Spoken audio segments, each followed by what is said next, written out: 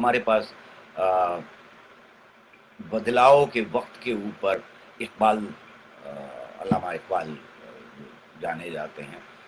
वो पहले शायर हैं जो बदलाव की बात कर रहे हैं और खुद उर्दू लिटरेचर के अंदर, उर्दू की शायरी में उनके ज़माने में एक बहुत बड़ा बदलाव आ रहा है। वो नज़्म की तरफ जा रहे हैं और लंबी नज़में लिख रहे हैं। लेकिन वो बॉर्डर के ऊपर मुझे दिखाई देते हैं। इकबाल मुझे बॉर्डर के ऊपर दिखाई देते हैं, क्योंकि कभी वो रिएक्शनरी शायरी कर रहे हैं और कभी वो बहुत प्रोग्रेसिव शायरी कर रहे हैं।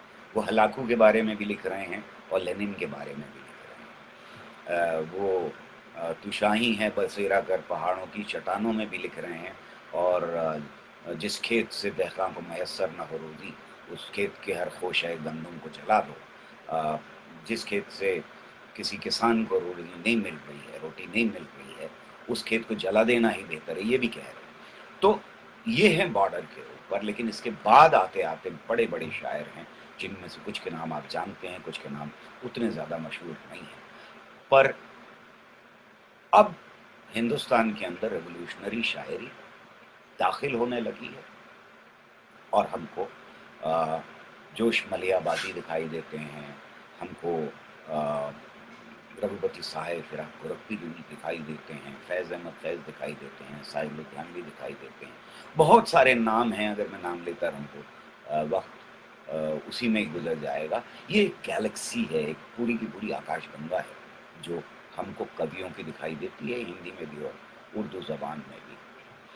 यहाँ पर हमको 2 बेहद चमकते हुए तारे दिखाई देते हैं, जो रिवॉल्यूशनरी शायरी की आगे की कतार में खड़े हुए हैं। एक फैज़ अहमद फैज़ हैं और दूसरे साहिल लुधियानवी हैं।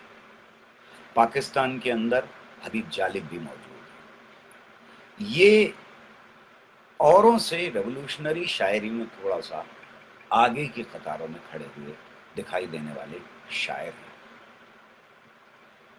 और जब हमारे देश रीसेंट टाइम्स में हमको पिछले 1 साल में प्रोटेस्ट की नई लहर दिखाई देती है, तो फिर ये शायर ज़िंदा हो जाते हैं। हमारे वो शायर जो आज़ादी के नग़्मे गाते रहे, दिलों को गरमाते रहे उस वक़्त, लोगों के साथ खड़े रहे, कभी-कभी जेल भी गए, उनकी किताबें बैन भी हुईं, सब कुछ हुआ उनके साथ, लेकिन वो खड़े रहे। तो वो शायर दोबारा से ज़िंदा हो गए। हमारे इस प्रोटेस्ट में अभी के कबीर दोबारा से ज़िंदा हो गए। उसको कोट किया जाता है लगातार। एक बात जो यहाँ रुक के कहनी चाहिए और बहुत ज़रूरी है कहना, वो ये है कि हमारे प्रोग्रेसिव मूवमेंट्स जो हैं, वो अक्सर जो शायरी है, जो कविता है, जो जो कहानी है, जो लिटरेचर है, एक गाना है, अक्सर इसका महत्व, इसकी इम्पोर्टेंस को पूरी तरह से नहीं समझते।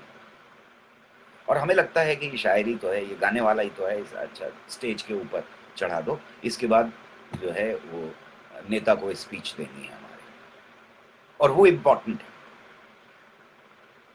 तो इकट्ठा करने के लिए या शुरू करने के लिए भी अक्सर हमारा प्रोग्रेसिव मूवमेंट यूज़ करता है, हमारे शायरों में। ये दर्शाता है कि हम शायर की, लेखक की, कहानीकार की, फनकार की पूरी तरह से इम्पोर्टेंस को नहीं समझते।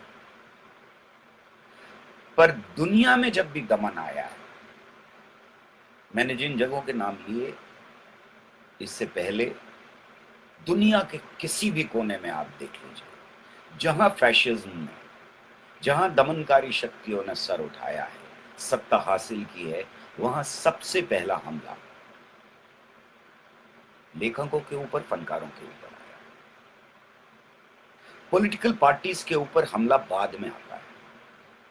पहला हमला उन लोगों के ऊपर आता है जिनको हम कह सकते हैं कि वो समाज का दिमाग होते हैं, जो समाज के कॉन्शियंस होते हैं।